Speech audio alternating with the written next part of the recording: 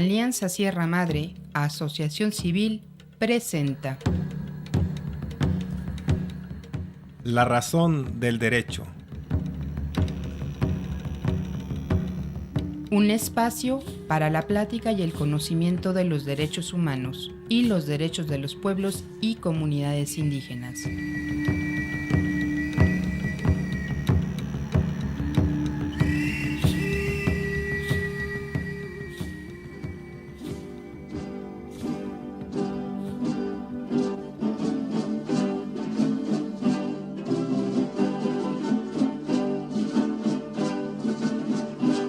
Buen día a todas y todos quienes nos escuchan en este espacio sobre los derechos humanos de los pueblos indígenas. Buen día, Ernesto. Buen día, Isela. ¿Qué te parece si recordamos rápidamente lo que platicamos en el programa anterior? Me parece bien y comienzo por decir que la historia de los derechos de los pueblos indígenas empieza hace más de 250 años con la Declaración de los Derechos del Hombre en Francia, que dice, entre otras cosas, que todos los hombres son iguales y deben de ser tratados con respeto. Derechos como la libertad, derecho a la vida, derecho a no ser maltratado y otros más, pasaron a ser parte de las ideas que llevaron a buscar la independencia de México en la guerra de 1810. Después, estas ideas de igualdad y libertad quedaron en la Constitución mexicana posterior a la Revolución de 1910. Además de estos derechos llamados garantías individuales, se reconocieron derechos a los trabajadores. Se reconoció el derecho a la tierra y otros más. Hasta la reforma a la Constitución mexicana en 1917 no se había escrito nada que hablara de los derechos de los pueblos indígenas de forma específica. En 1948 se escribe la Declaración Universal de los Derechos Humanos, acuerdo firmado por muchos países del mundo, pero allí tampoco se menciona nada sobre derechos de los pueblos indígenas. Es hasta junio de 1989 cuando la Oficina Internacional del Trabajo escribe el llamado Convenio número 169 sobre pueblos indígenas y tribales en países independientes, mejor conocido como el Convenio 169 de la OIT. Este convenio habla de la obligación que tienen los gobiernos de aprobar leyes que protejan las tierras de los pueblos indígenas. A que se respete su territorio, a vivir bien y con respeto a su cultura y sus costumbres. A no ser discriminados, a respetar a sus autoridades y a ser tomados en cuenta cuando se haga algún programa de gobierno dirigido a estos pueblos. El convenio habla de muchos más derechos para los pueblos originarios, pero les recomendamos que los lean. México se comprometió a cumplir este convenio en 1991 cuando lo firmó. En 1992 se modifica el artículo 4 de nuestra Constitución y se reconoce la existencia de pueblos indígenas en nuestro país y de la obligación del gobierno a hacer leyes que lo reconozcan y lo respeten. En el 2007, la Organización de las Naciones Unidas, mejor conocida como ONU, y formada por casi todos los países del mundo, hicieron la llamada Declaración sobre los Derechos de los Pueblos Indígenas.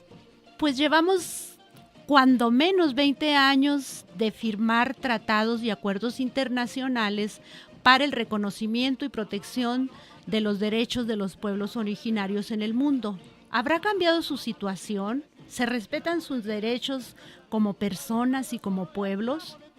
De ello es de lo que se trata este programa. Por eso, en esta ocasión tenemos la participación de dos personas que han estado trabajando con pueblos indígenas en varias partes del mundo. Ellos nos platicarán sobre la situación de estos pueblos y el respeto a sus derechos. El primer invitado es el señor Lewis Gordon, de la organización llamada Environment Defender Law Center, IDLC, que en español quiere decir Centro Legal de Defensores del Medio Ambiente. A él le preguntamos, ¿en qué situación están los derechos de los pueblos indígenas en relación a sus tierras, territorios y recursos naturales? Y esto fue lo que nos contestó. Lo primero es que los derechos a tierras y recursos naturales de los pueblos indígenas son violados todos los días en diferentes países en todo el mundo. Si hablamos de las violaciones a los derechos de tierra, el problema realmente empieza con el hecho de que los pueblos indígenas tienen que pasar por un proceso legal para obtener un título de sus tierras, porque es evidente que ellos no compraron sus tierras de alguien que les dio un pedazo de papel en donde dice que ellos son los dueños de esas tierras. Cuando los pueblos indígenas usan las leyes para reclamar sus tierras, con frecuencia tienen que enfrentar largos juicios de muchos años para obtener el título, o les es negada su solicitud. Si hablamos de violaciones de los derechos de los pueblos indígenas a sus recursos naturales, esas violaciones casi siempre son, desde mi experiencia, cuando las compañías mineras y otros proyectos son propuestos en tierras que son de los pueblos indígenas. Los conflictos empiezan cuando una empresa nacional o extranjera recibe permiso del gobierno para hacer el proyecto, pero los pueblos indígenas no quieren ese proyecto en sus tierras. Las leyes nacionales y las internacionales exigen que los pueblos indígenas sean consultados antes de que se den permisos a esos proyectos.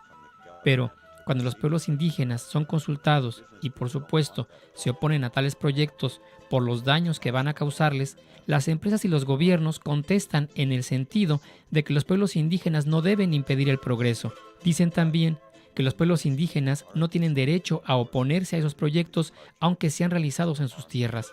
Eso significa que los proyectos en general continúan. Se hacen sin ser consultados los pueblos indígenas o sin tomar en cuenta su parecer. Otra violación a los derechos de los pueblos indígenas pasa cuando las gentes son movidas de sus tierras porque se está haciendo un proyecto, por ejemplo, cuando se construye un camino o una presa. Cuando esto pasa, los pueblos indígenas raramente reciben una reparación justa por perder sus tierras y su forma de vida, y con frecuencia son desplazados a lugares en donde no pueden vivir de la forma como siempre lo han hecho. Pero, aunque los pueblos indígenas no tengan que salir de sus tierras en razón de un proyecto, ellos raramente pueden recuperarse de los daños que resultan de tales trabajos. Sus tierras son contaminadas, sus bosques son talados, su forma de vida es alterada, mientras la mayor parte de los beneficios del proyecto es enviado al extranjero o se queda con el gobierno y no para las personas que en el pueblo sufrieron el daño. Mi organización, ETLC, por sus siglas en inglés, Centro de Defensa Legal del Medio Ambiente en español, se entera de casos como esos todas las semanas, algunas veces muchos en una sola semana. Los países que más sufren estos problemas en este momento con relación a asuntos de minería están Guatemala, Honduras, Filipinas y Perú. Con relación a la tala de bosques, yo nombraría a Brasil, Malasia y México. No olvidemos de los daños que causan las presas a los pueblos indígenas. Las personas son movidas con todo y sus familias, a veces son miles los perjudicados por proyectos de presas que se hacen en América, África y Asia.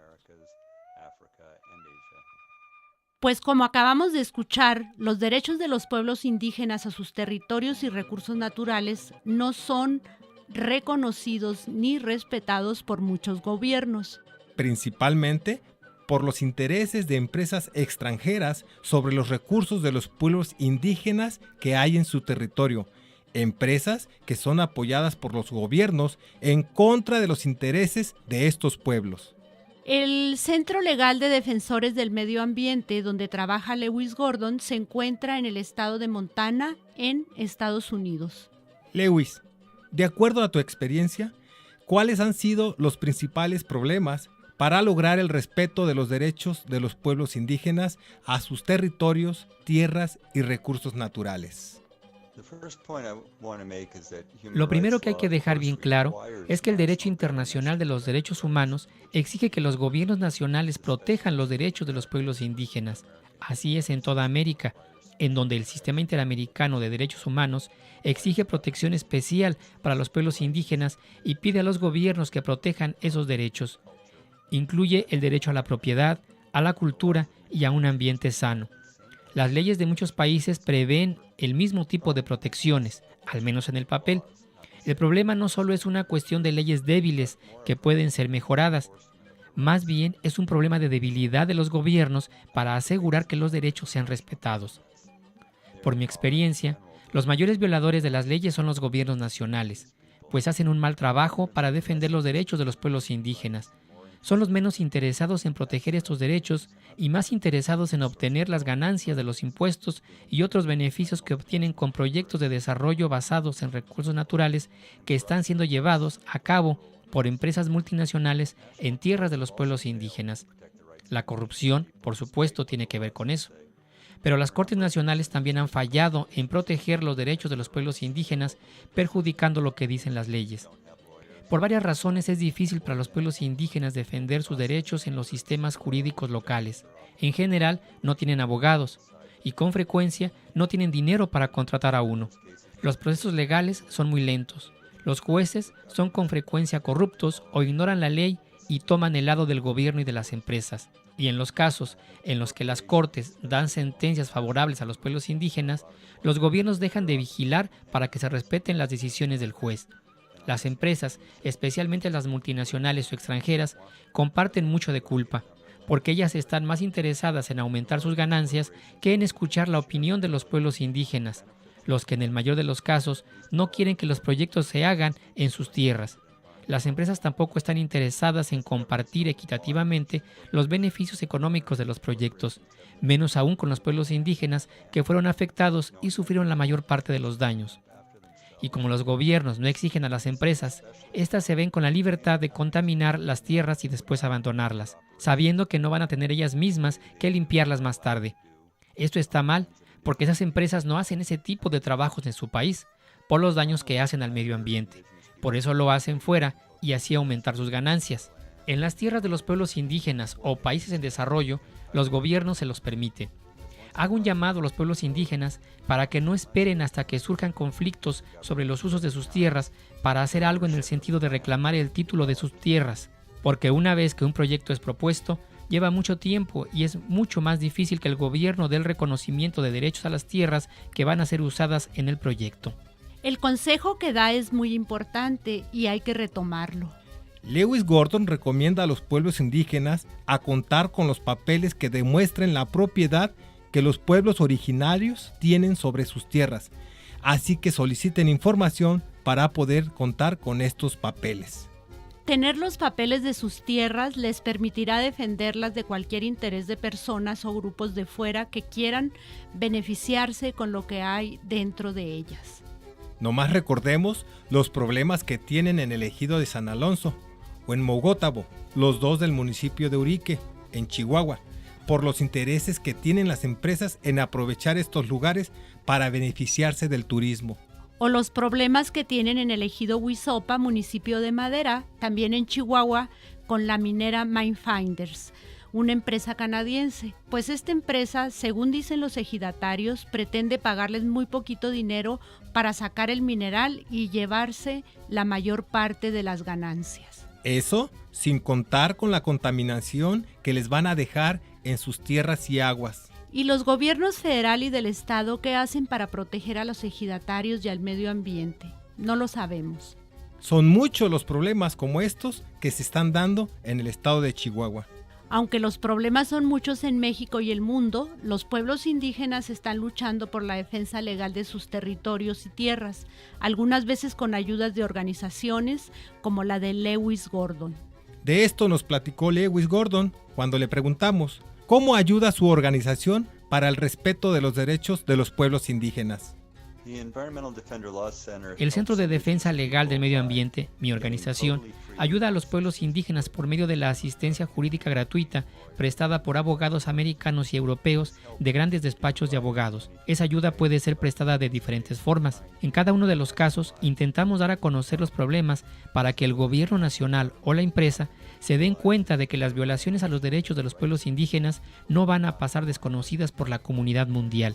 Estamos intentando traer a nuevos y poderosos aliados a la lucha legal e intentando equilibrar las fuerzas a favor de los pueblos indígenas, quienes tradicionalmente han tenido pocos aliados y pocos recursos legales.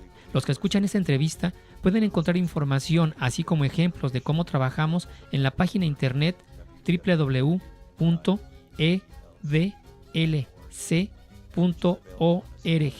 la cual está disponible en español también. Daré más ejemplos. Aquí en México, un despacho de abogados está trabajando ahora en conjunto con el Centro de Defensa Legal del Medio Ambiente y Alianza Sierra Madre Asociación Civil. Estos escribieron un estudio jurídico a favor del pueblo indígena Rarámuri de Choreachi, Guadalupe y Calvo, Chihuahua. El estudio está siendo utilizado en la demanda de esa comunidad en el Tribunal Agrario para explicar en qué sentido la legislación agraria mexicana no cumple los compromisos de derechos humanos asumidos por México en el plano internacional, con relación a los pueblos indígenas, y también para decir que México tiene que dar protección especial a los pueblos indígenas y reconocer sus demandas de tierras. También tenemos despachos de abogados representando a pueblos indígenas en negociaciones con gobiernos y empresas, con relación a los problemas de tierras y proyectos de desarrollo en tierras indígenas. Los abogados tienen mucha experiencia en ese tipo de negociaciones y están dispuestos a viajar hasta donde están las comunidades con sus propios recursos para entender de primera mano lo que está pasando y así encontrar soluciones, como promover los derechos y negociar con los representantes de los gobiernos y las empresas. A veces trabajamos con los abogados locales de los pueblos indígenas, prestándoles asistencia en demandas que hayan puesto en los tribunales locales o ayudándoles para que vayan a órganos internacionales de derechos humanos con sus reclamaciones. También estamos disponibles para ayudar a comunidades locales que están considerando realizar un proceso de consulta popular sobre un proyecto de una empresa propuesto en sus tierras. Nuestra página internet tiene información más completa sobre esos temas y tenemos un equipo que puede viajar a una comunidad para ayudarles a organizar y llevar a cabo esa consulta. Quiero invitar a los pueblos indígenas y a aquellos que los están ayudando a luchar por sus derechos para que entren en contacto con nosotros y recibir apoyo legal. No hacemos ningún cobro por los servicios prestados por EDLC o los abogados. Muchas gracias. Como nos dijo Lewis, su organización, Centro Legal de Defensores de Medio Ambiente, es una organización que se dedica a ayudar a población indígena por medio de abogados para la defensa de los derechos que los indígenas tienen en la defensa de sus tierras, territorios y medio ambiente. También los invitamos a que conozcan esta organización entrando a su página de internet www.edlc.org.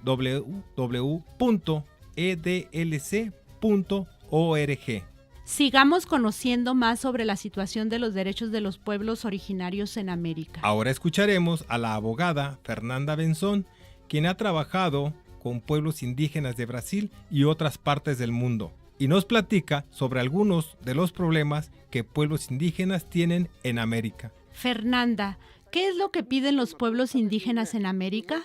En primer lugar, yo creo que está la cuestión de las tierras. Muchos pueblos indígenas todavía no tienen reconocido por el gobierno de sus países el derecho a las tierras en donde siempre han vivido. Ese reconocimiento lo obtienen con el título o documento de sus tierras. Normalmente son tierras colectivas y cada país tiene sus formas de reconocer este derecho. Por ejemplo, en Brasil, las tierras ya demarcadas son llamadas de reservas indígenas. En Colombia están los resguardos. En Bolivia están las tierras comunitarias de origen. En otros países no hay ningún tipo de reconocimiento. En segundo lugar, yo diría que lo que demandan los pueblos indígenas es poder vivir en un ambiente saludable. Es decir, tener sus bosques, sus aguajes, sus animales, sus plantas, porque es de ahí que sacan su sustento, su medicina, su vida. Normalmente uno tiende a pensar que al obtener los títulos de sus tierras, los indígenas tienen garantizado que nadie les va a molestar y que podrán utilizar libremente los recursos naturales ahí existentes. De hecho, el derecho internacional determina que a los pueblos indígenas se deben de reconocer el derecho a la propiedad de las tierras que tradicionalmente han ocupado.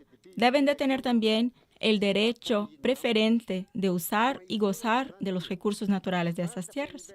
Sin embargo, el gobierno casi siempre tiene el derecho de conceder licencias para empresas dentro de las tierras de los pueblos indígenas para el aprovechamiento de recursos minerales, petróleos y ríos.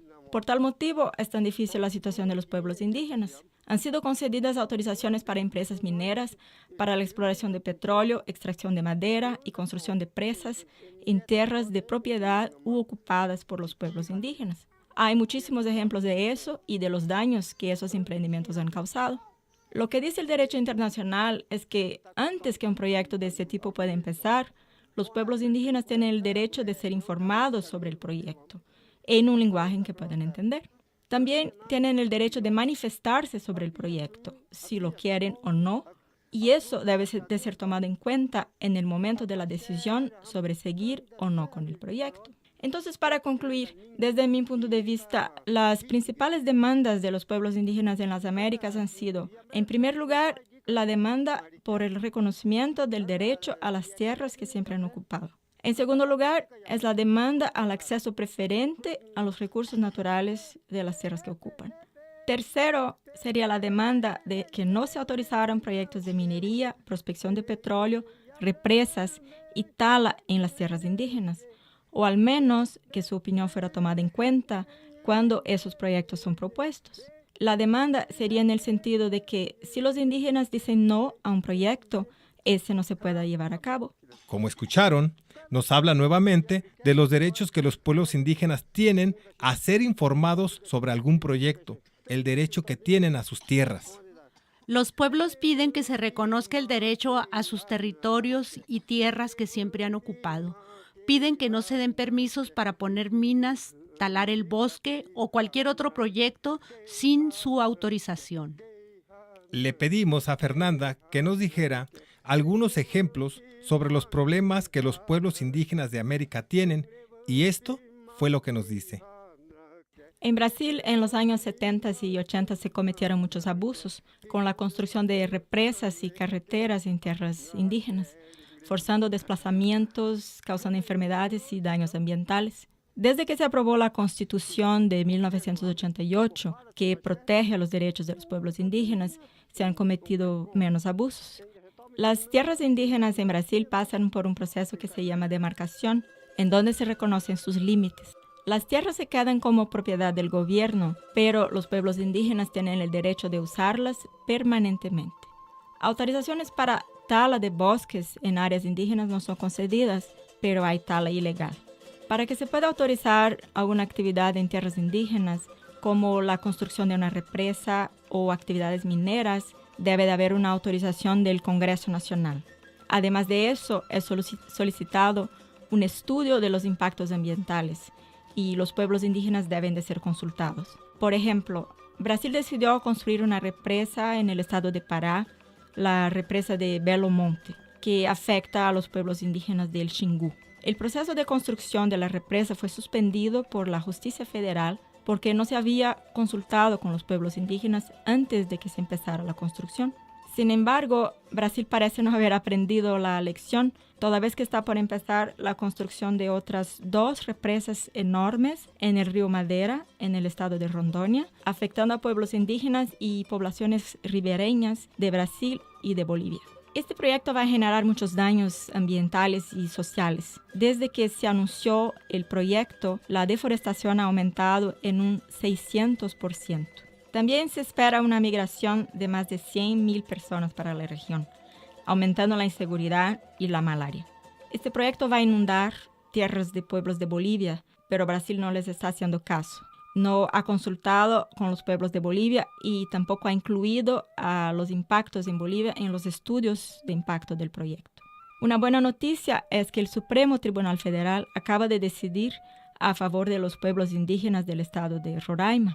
Estos pueblos están actualmente en proceso de demarcación de su reserva indígena, que se llama Raposa Serra do Sol.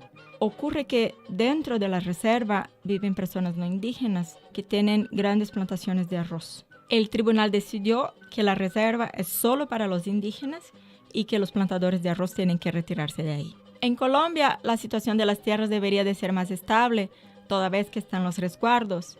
Sin embargo, la población indígena ha sido víctima de amenazas y desplazamientos forzosos en razón de los conflictos armados y de la militarización. Muchos pueblos tuvieron que solicitar medidas cautelares de protección a la Comisión Interamericana de Derechos Humanos, que las concedió. Además de eso, el gobierno tiene el derecho de conceder autorizaciones para la actividad minera y la construcción de presas en tierras de los pueblos indígenas. Por ejemplo, los pueblos indígenas del departamento del Chocó están actualmente buscando la protección de la justicia para impedir que una empresa minera trabaje ahí y contamine sus tierras. La empresa dice que realizó proceso de consulta con los pueblos indígenas, pero no fue así. Para que la consulta sea válida, debe de haber un acuerdo entre los 2 lados sobre cómo va a ser el proceso de consulta. Y son los indígenas los que tienen que decir quiénes están autorizados a representarlos. No puede ser una sola reunión organizada por la empresa minera en donde se recaban las firmas de las personas que estuvieran ahí para después decir que los pueblos indígenas están de acuerdo con el proyecto. Los dos casos fueron llevados a la justicia y lo bueno es que tienen alguna posibilidad de que ganen al menos el derecho a un proceso justo de consulta. La Corte Constitucional de Colombia ya ha decidido a favor de los pueblos indígenas en varios casos. Son casos en que estaban involucradas actividades mineras, de exploración de petróleo y represas en tierras indígenas. En todos esos casos, decidió que los pueblos indígenas tenían el derecho de participar en las decisiones sobre los procesos de desarrollo realizados en sus tierras. Surinam y Guyana son los países más retrasados de América del Sur con relación al respeto de los derechos de los pueblos indígenas. Estos países no han siquiera firmado el Convenio 169. Sin embargo, los pueblos de Surinam han ganado una demanda en la Corte Interamericana de Derechos Humanos, demanda esta que puede cambiar positivamente la situación. La Corte determinó que las empresas de minería y forestales no tienen el derecho de seguir con sus actividades si las comunidades afectadas no están de acuerdo con esos proyectos. Hay problemas de reconocimiento y respeto de los derechos de los pueblos indígenas en varias partes del mundo. ¿Pero qué pasa en México? Aquí en nuestro país el problema es que no siempre el ejido o la comunidad agraria es lo mismo que el pueblo indígena. Muchos pueblos indígenas quedaron divididos entre uno o más núcleos agrarios. En muchos de los casos, los pueblos indígenas no son tomados en cuenta en las asambleas ejidales, ya que solo toman en cuenta a los ejidatarios. El problema está en la Constitución Federal, que cuando fue cambiada en el 2001, no tomó en cuenta todas las solicitudes de los pueblos indígenas. Inclusive, hay un artículo que da a entender que se están respetando los derechos de los pueblos indígenas, pero no es así. En el artículo 2, parte 6 romano, dice que las comunidades indígenas tendrán acceso preferente a los recursos naturales de los lugares en donde viven. Ese es el problema que están viviendo los pueblos de Coloradas de la Virgen y de Choriachi, en la Sierra Tarahumara, en el estado de Chihuahua, México. Pero dice que solo pueden tener derecho a la tierra y papeles si se organizan como ejido o comunidad agraria. Lo que pasa en estos pueblos indígenas demuestra que no son los indígenas los que tienen preferencia para explotar el bosque, como dice la ley. Claro, estos pueblos siempre tuvieron la posesión de sus tierras, pero ahora están ahí ejidos y comunidades agrarias de los cuales nunca fueron parte, o de los cuales fueron excluidos por medio de asambleas falsas. Sino que otras personas de fuera que se adueñaron de esos núcleos agrarios.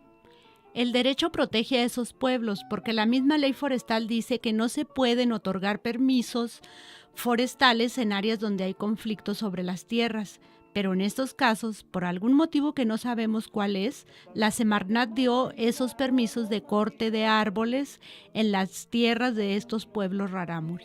México está atrás al no reconocer el derecho que tienen los pueblos indígenas sobre las tierras que siempre han ocupado, el derecho al acceso preferente a los recursos naturales y el derecho de consulta. En México no se ha reconocido el derecho a los territorios, a las tierras. No existe acceso preferente a los recursos naturales para los pueblos indígenas y mucho menos se respeta en parte alguna el derecho a la consulta.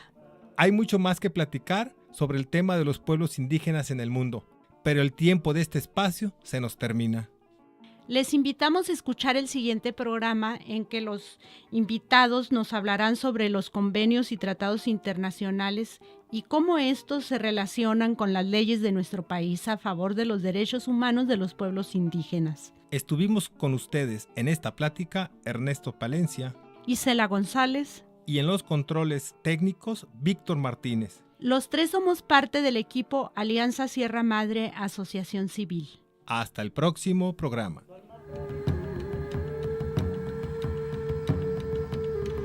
Por el reconocimiento y respeto a los derechos de los otros todos que nosotros somos. Octavio Paz. Esta es una producción de Alianza Sierra Madre Asociación Civil y la participación de la Fundación Barra Internacional de Abogados, International Bar Association Foundation.